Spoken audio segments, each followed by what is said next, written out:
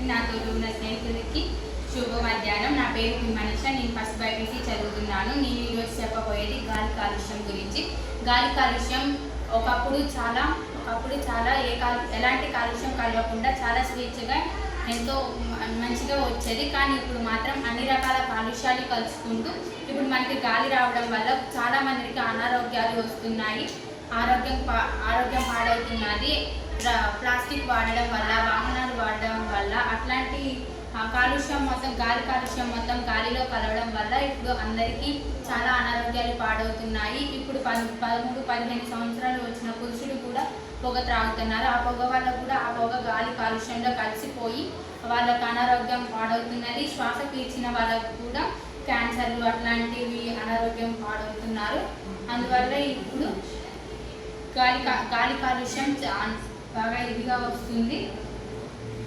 నా అభిప్రాయం చెట్లను పెంచుదాము, చెట్లను సురక్షితంగా పెంచుదాము. వృక్ష రక్షిత అనే వాక్యాన్ని అర్థం చేసుకొని చెట్లను సంరక్షణగా పెంచుదాము. ఎవరు ఎక్కువ ప్లాస్టిక్ వాడవద్దు. వాహనాలు ఎక్కువగా నడపరాదు. మంచిగా ఆరోగ్యంగా ఉండాలని